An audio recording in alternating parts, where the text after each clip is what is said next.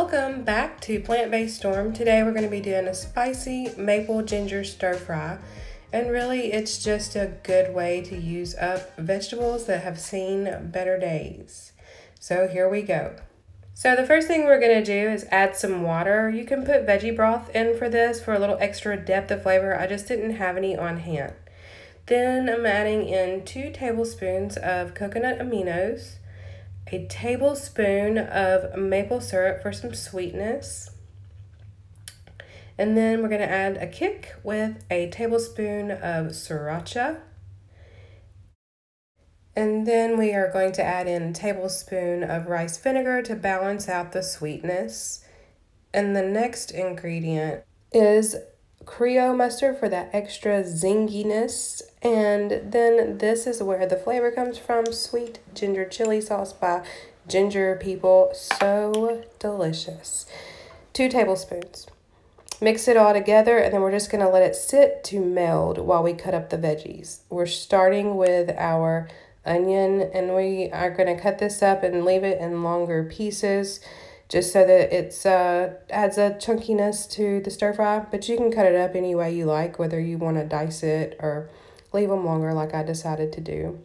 This is actually a piece of elephant garlic that was left over. I decided to use that because sometimes it's really nice to have just a bigger piece of garlic rather than the smaller pieces that you have to deal with to cut up. So we're just going to get the garlic minced. The only thing I can say is I think that this one is a little bit milder than most.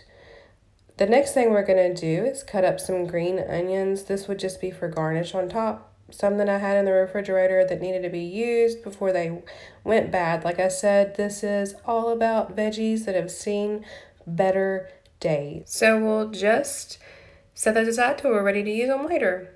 And these were just some sugar peas that I had, cutting the ends off, cutting them in half for a little extra added crunch, and set those aside.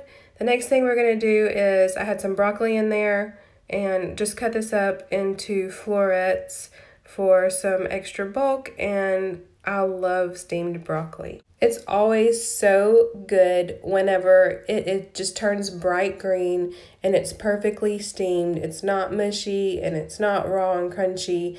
It just makes the dish so delicious. These were some really nice shiitake mushrooms that I picked up that needed to be used, and these were just so delicate and so tender.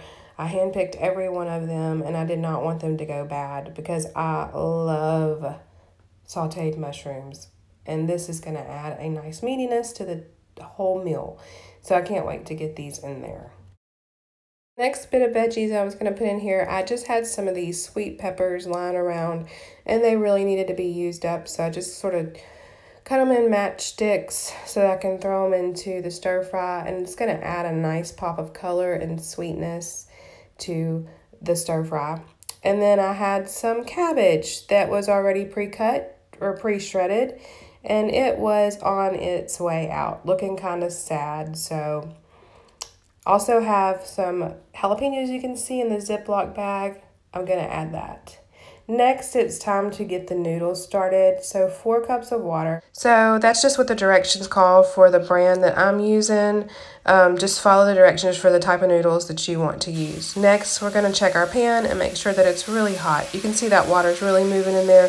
So you want it to be like this. You want it to be nice and hot. Add in the garlic and the onion and let that cook for a little bit. I'm also going to add in a dash of that sauce that we made earlier just to help kind of infuse the garlic and onions with a little bit of that flavor while it's cooking down. And I'm also going to throw in the jalapenos. So just let your garlic, onion, and jalapeno cook for a little bit. You could probably turn your eye down to medium at this point, but you do want these to be tender and not crunchy. So just let this cook till they start becoming translucent and getting tender. Then you're ready to start adding in all the other vegetables that we cut up, like the broccoli, and just kind of mix that in there. And then we're going to add in the sweet peppers. And next I put in the cabbage and carrots. Of course, it was like a coleslaw mix, so I just dumped that in there, probably like a cup or so, maybe a cup and a half. There are our peas and our mushrooms, and we're just gonna mix all this together and let it cook until they start to tenderize, but you don't want to do it so long that they become soft. So now that my water's at a rolling boil, I'm just going to add in the noodles and let them cook. Again, just follow the directions for the noodles that you bought and make sure to keep an eye on your stir fry so that it doesn't burn or get too soft. And now I'm going to add in about a tablespoon of cornstarch to the sauce that we made so that it helps thicken it up while it's cooking. So just put in about a tablespoon of cornstarch. If you don't want to use that, you can use arrowroot if you would like. But just chunk that in there and then mix it up really well so that it's not chunky. And you have a nice smooth consistency for your stir fry, and you don't find any cornstarch chunks because that would not taste good. The beautiful bright green of the broccoli and the rest of the vegetables have tenderized. So I'm going to add in the noodles, and I'm also going to add in the sauce that we made earlier. And just pour that in there, and then you're going to gently mix all of this up because you don't want your noodles to tear to pieces. Yeah, so just give it a little mix so that whenever you fix your plate, you can have a little bit of everything in there. So I'm just going to kind of keep stirring it until it's sort of incorporated together. And then the next thing that we're going to do is toast some sesame seeds for that nutty, delicious flavor that it gives.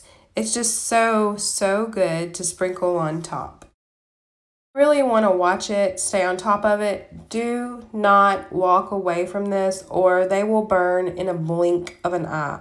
I do have the burner on high so that it gets a good even toastiness all over quickly. But you want to stand there and you can see that I'm just stirring. I'm not walking away from it. I'm constantly moving the spoon. And you can even give it a good shake. You can see how quickly they start to toast. And there you have it, sesame seeds on top, garnished with some beautiful green onions, a squeeze of lime, and a few drops of sriracha for some extra heat. This dish is so simple, and it makes use of all of the veggies that needed to be used up in your refrigerator before they went bad. So I hope you liked it. This was this week's video, and I'm signing off until next week. Thanks for watching.